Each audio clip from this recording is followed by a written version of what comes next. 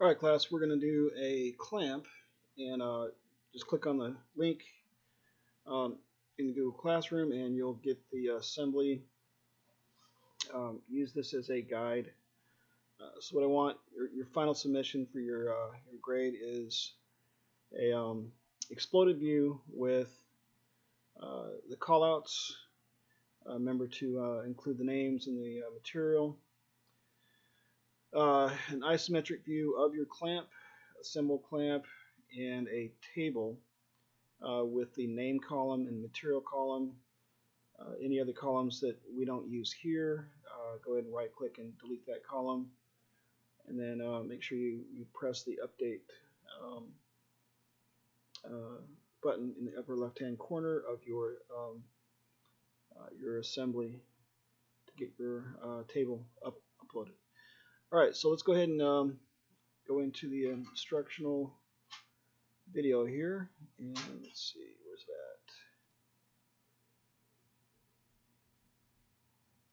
that? Hold a second.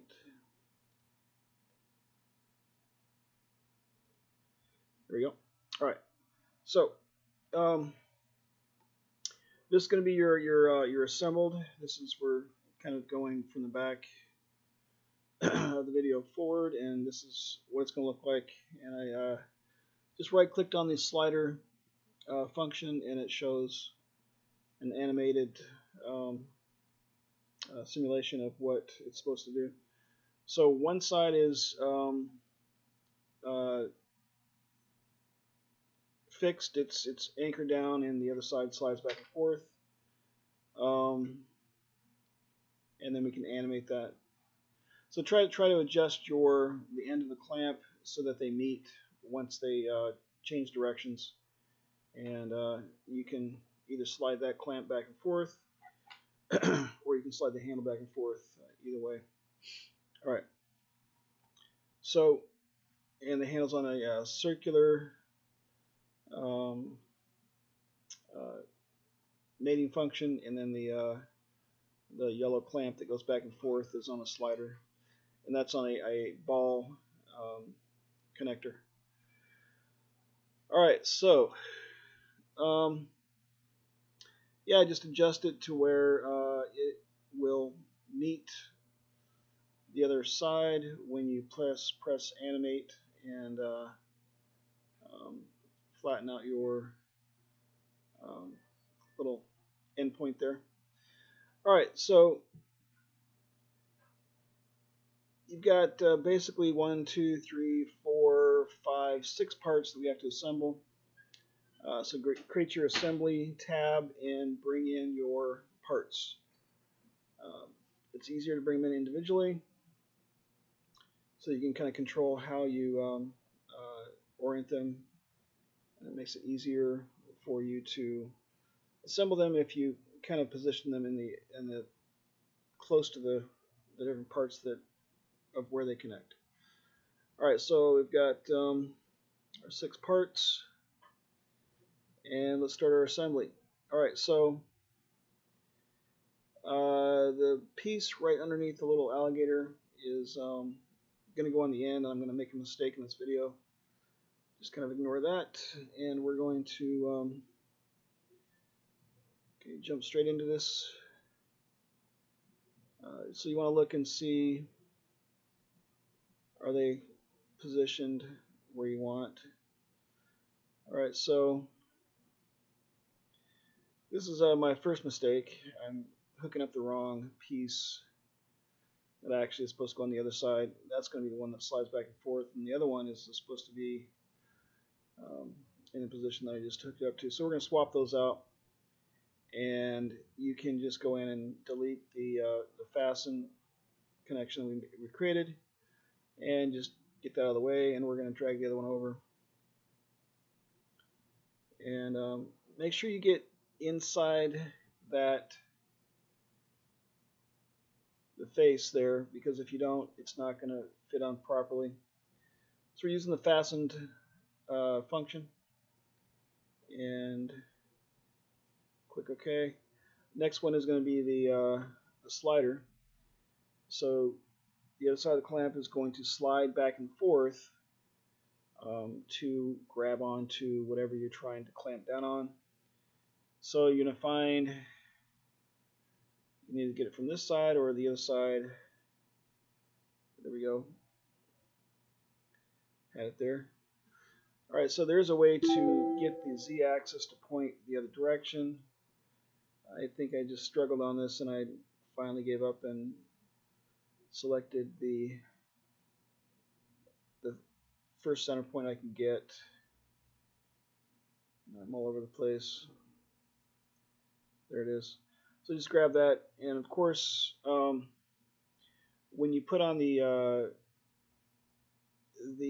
limits, since we hooked up the z-axis going away from the other side of the clamp, then your limits are going to be negative. So you're going to want to put in negative limits so that the two sides of the clamp go toward each other, since I picked the wrong z-axis. Alright, so, and you can animate, and I have to go up to the slider. You have to animate the slider. Alright, so you can see it's going the wrong way, and that's because we picked the wrong z-axis. So we're going to have to put in a negative value for it to go in the opposite direction. So let's see if that works. There we go. So I put in negative 7.5 millimeters because that is that allows for the swivel joint on the clamp head to not go beyond the surface of the other side of the clamp.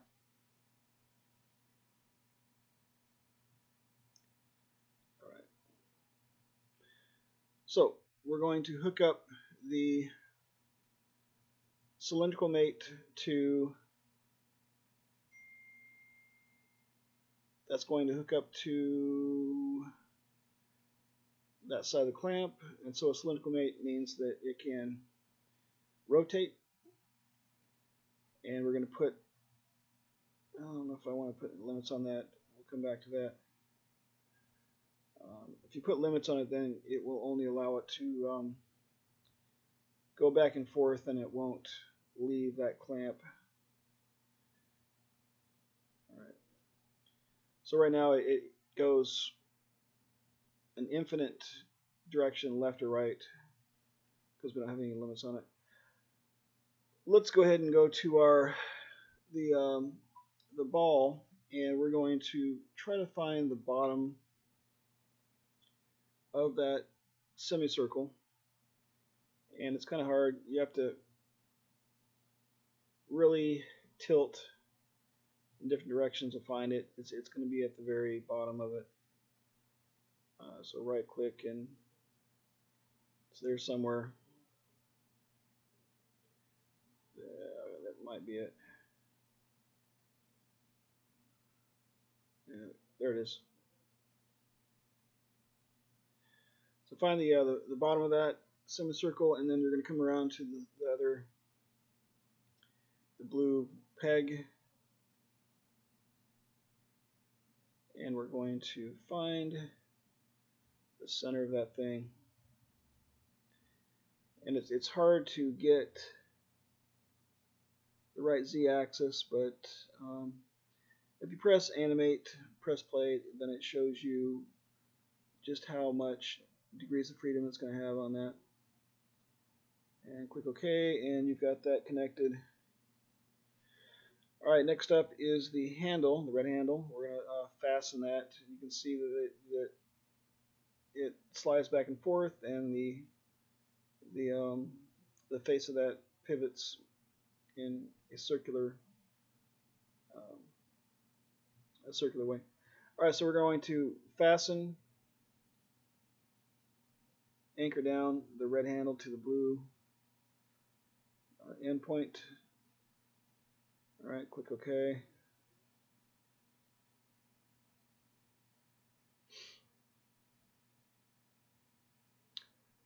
Alright.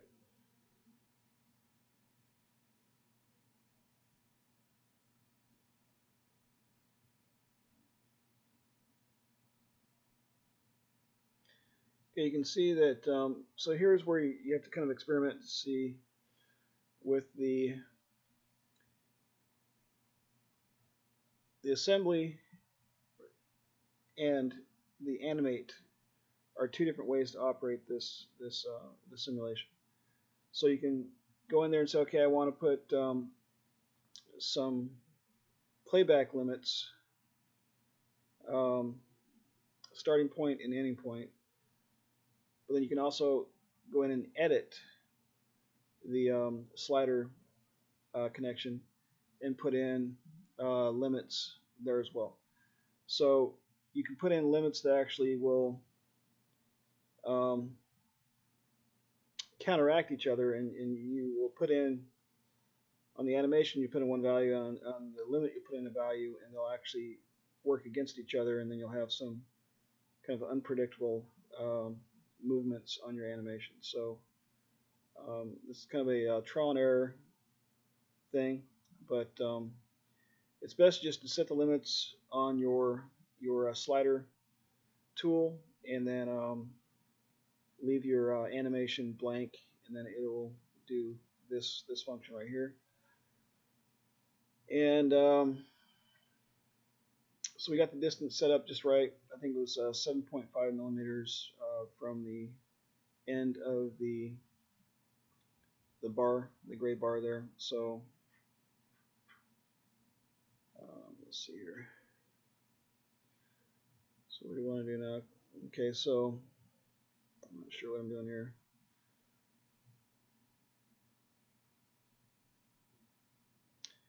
So yeah, if you get the red, then it means you've done something wrong, and so it will do some weird stuff. Yeah, so that's an example of the two different settings working against each other, and it's just kind of a trial and error thing. And of course, the animation is just to show you. It's not going to affect the the prototype. So the prototype still works. I mean, you can manually slide it back and forth, and you can see everything works. So we could put some limits on the handle to make sure it doesn't go back and forth too much, but that is we might wait until we're actually in the classroom to go over that. All right, so we actually have a couple of these clamps in the classroom, and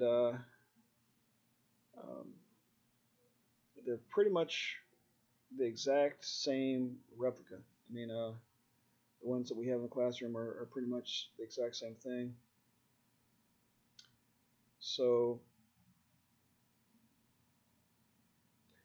in my experience, about 1% of any students I've ever asked has ever used a clamp before. So, yep, we'll use the clamps, and we're going to use some dog calipers this coming week and learn how to take measurements and how to hold things together and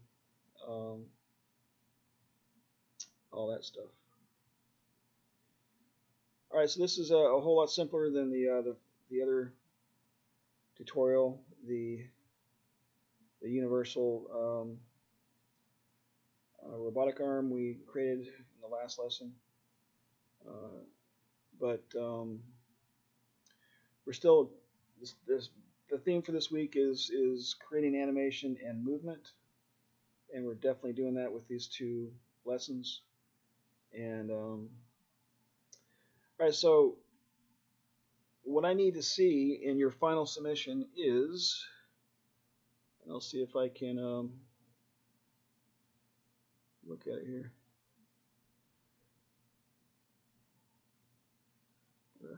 This. All right, so I need to see that. So you got to create your table on your assembly. So right-click and remove all of the columns we don't use. So part number, stuff like that. And all we want is the name and material. quantity, and item. I need the callouts. I need both of those views you see there are isometric. So you're going to insert the isometric exploded view and the regular isometric view as well. Put the table on there and put the callouts. Remember, on the callouts you have to tell it what to put in the left side and the right side, and make sure you put your name on it.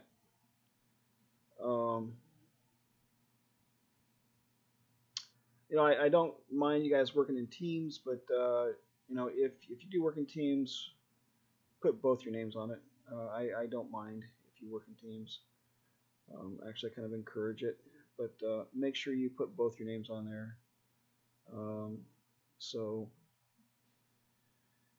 anyway, and also one request is when you save this, make it non-public, so that it's okay that other students can take a look at it and see what you guys have done in other classes, but I want